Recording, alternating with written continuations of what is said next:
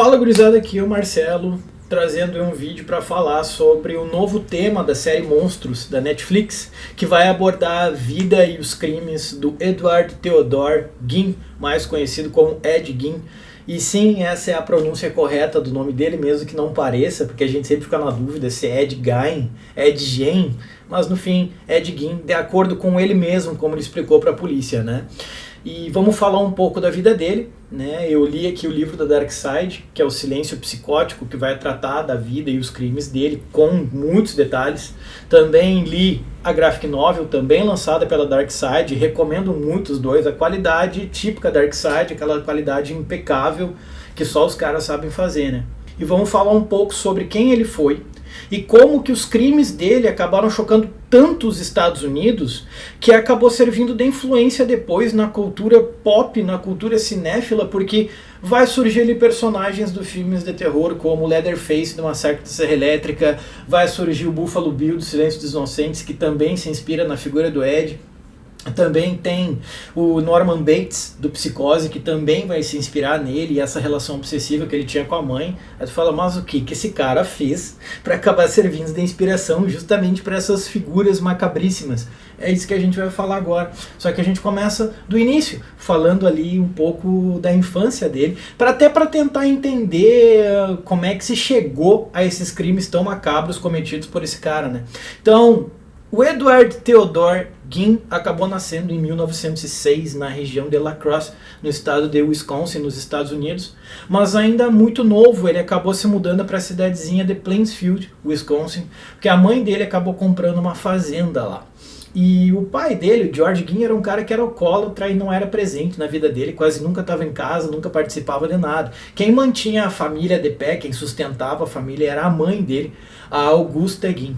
Ele tinha uma relação próxima ali um pouco com o irmão, que é o Henry, mas assim, o grande elemento central de toda essa história da vida dele é a sua mãe, porque a Augusta ela era extremamente religiosa e ela era extremamente controladora. Na cabeça dela, todas as mulheres eram instrumentos do mal, exceto ela mesma. E por causa disso, ela acabou criando o Ed e o irmão de forma extremamente severa e isolada. E isso acabou meio que trazendo a ideia de que tudo que está fora da casa deles é imoral e corrompido. E isso acabou tendo marcas profundas na cabeça do Ed. Do irmão até nem tanto, o irmão relevava muita coisa. Mas o Ed, que era o filho mais novo, aquilo ali entrou forte na cabeça dele. Falar da relação do Ed com a mãe é fundamental para a gente entender as coisas que vão vir pela frente. Porque no fim das contas a Augusta ela era a única fonte de afeto e segurança que ele tinha. Então ele meio que cresceu com uma necessidade obsessiva de estar sempre agradando a mãe.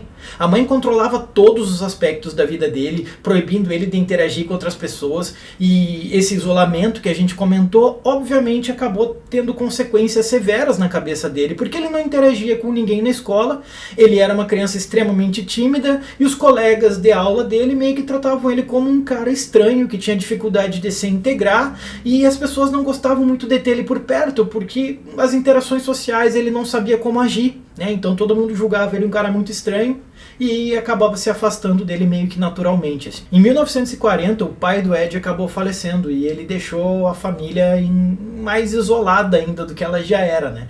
Só que a tragédia maior ocorreu 4 anos depois, quando o irmão dele, o Henry, acabou morrendo numa circunstância bem discutível, assim, bem misteriosa, porque ele e o Ed foram conter um incêndio numa plantação no terreno deles, ali perto, na verdade, e do nada o Henry acabou vindo a falecer. A polícia foi lá e acabou vendo que ele estava com marcas de hematoma na cabeça, que eles não souberam explicar muito bem, só que a polícia comprou a ideia de que foi um acidente. Só que a morte dele acabou gerando muitas especulações, sobretudo depois que descobriu-se tudo que o Ed fez, a galera começou a falar mais forte ainda de que, de certa forma, o Ed foi responsável pela morte do irmão, mas não se sabe um porquê e nunca se comprovou de fato que isso aconteceu. Né? A morte do Henry acabou sendo bem importante na vida dele, porque a gente deve entender que no fim das contas o irmão do Ed era o único obstáculo que existia entre ele e a mãe. Sem o irmão, o Ed ficou ainda mais dependente da mãe dele, e essa relação acabou se intensificando muito. É uma relação extremamente tóxica que os dois têm. Só que quando ela veio a falecer em 45, o Ed foi deixado completamente sozinho no mundo, para cuidar de uma fazenda, para cuidar de uma casa, um cara que tem sérios problemas de integração social, de interações, e a partir de agora o que a gente vai ter é um cara que a mente dele desmorona dia após dia. É aí que os crimes começam. Foi em 1954 que o Ed cometeu o primeiro crime dele. No caso foi com uma moça chamada Mary Hogan. Ela era dona de um bar local e que ela simplesmente desapareceu sem deixar vestígio. A polícia foi lá, investigou o caso. Naquela região já tinha desaparecido outras pessoas, mas como nunca foi solucionado, meio que ficou por isso mesmo. Só se descobriu que foi o Ed depois, quando ele foi preso, anos depois disso, se descobriu que foi ele que acabou matando ela e levou o corpo dela para a propriedade dele. E ele teria dissecado ela então para utilizar partes do corpo dela para fazer móveis e outros objetos macabros aí, né? É só o início basicamente das coisas que estão acontecendo. Então ele cometeu esse crime e acabou ficando por isso mesmo. 3 anos depois que vai dar ruim para ele. Em 57, ele vai acabar avançando para cima de uma mulher chamada Bernice Worden. E ela era dona de uma loja, de uma ferragem, na verdade. Ele foi lá para comprar um anticongelante e ele sabia que a maior parte dos homens da cidade não estavam presentes naquele momento porque eles estavam participando da temporada de caça. Ele aproveitou aquele momento, foi lá comprar um anticongelante e obviamente ela acabou desaparecendo. Quando os familiares dela voltaram, notaram que havia uma poça de sangue ali no meio da ferragem. E aí começaram a investigar o que poderia ter acontecido e encontraram um recibo de venda de anticongelante para o Ed. Ou seja, eles ligaram os pontos, chamaram a polícia e a polícia foi até a fazenda do Ed. E lá eles encontraram as coisas mais macabras que um ser humano pode encontrar na sua vida, cara.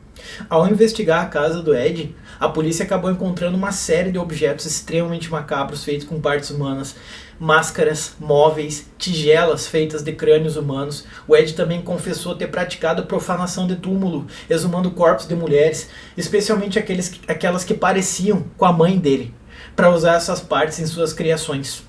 Não precisa nem dizer que a descoberta desses crimes acabou horrorizando a comunidade e o mundo, né? Quando a polícia entrou na casa dele, eles acabaram encontrando essas cenas grotescas, mais pedaços de carne humana em conserva, roupas feitas de pele humana, cabeça dissecada, e essas descobertas meio que transformaram o Ed numa lenda do crime. Ele inclusive ganhou a alcunha de o açougueiro de Plainfield. Era só o que você falava nos Estados Unidos na década de 50. E durante o interrogatório, o Ed acabou confessando esses assassinatos e falou sobre como a mãe dele, antes de morrer, havia ensinado que mulheres eram a causa de todos os males, como a gente falou lá no início. E essa fixação pela figura materna dele era tão forte que ele começou a matar mulheres que pareciam com a mãe dele. Ele tinha um desejo patológico de criar algo com a parte dos corpos dela, um modo meio que de transformar a obsessão dele em realidade, né? O Ed foi diagnosticado com esquizofrenia paranoide e foi considerado mentalmente incapaz de ser julgado num tribunal.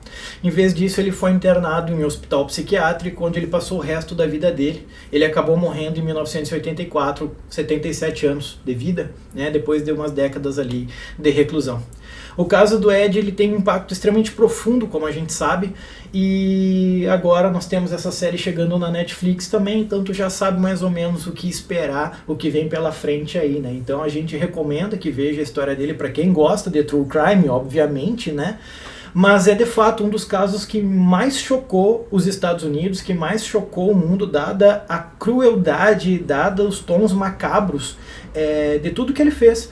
E ele era um cara que era, de certa forma, querido pelos vizinhos. Tinha vizinhos que tinham pena dele, que depois que a mãe dele morreu, falava que ele era um cara quietinho, que nunca entrava na casa dele, mas que ele era um cara que era extremamente solícito, volta e meia ele ajudava vizinhos, ia lá, jantava na casa de um vizinho, depois ele acabava ajudando aí no mercado para eles fazer as compras do dia. Quando algum vizinho precisava arrumar uma cerca, precisava arrumar um armazém, ele estava sempre pronto a ajudar. Ele era um cara meio quieto, mas as pessoas meio que aprenderam a conviver com ele, falavam, não, ele é um cara quieto, né? Respeita o jeito dele, ele é meio isolado, porque a família dele era meio estranha, mas as pessoas jamais imaginavam as coisas que tinham dentro da casa dele. No fim do dia, a gente nunca sabe quem é que está do nosso nosso lado, no fim do dia a gente nunca sabe de fato quem é o nosso vizinho, né? Então a história do Ed coloca isso quase como um alerta, quase como um aviso, a gente nunca conhece as pessoas de verdade. Inclusive, quando ele matou a Mary Hogan, um vizinho dele, anos depois, falou que eles estavam conversando.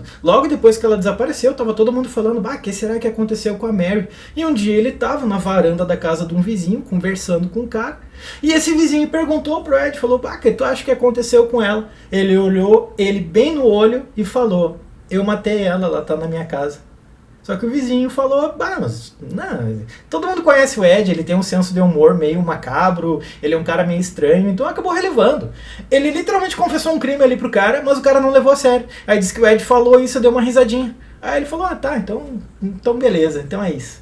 Entende? Então, essa série que vem aí pela frente, eu espero que detalhe melhor, né? Os livros vão trazer, cara, inclusive ali, dados de autópsia das pessoas que ele acabou matando, vai identificar perfeitamente quantas partes de corpos ele tinha em casa, então tem um grau de detalhe bem macabro ali no meio, recomendo fortemente, e é isso aí, vocês já conheciam essa história, isso é uma história nova para vocês, já tinham ouvido falar do Ed, deixa aí nos comentários, tamo junto e até a próxima, é nóis.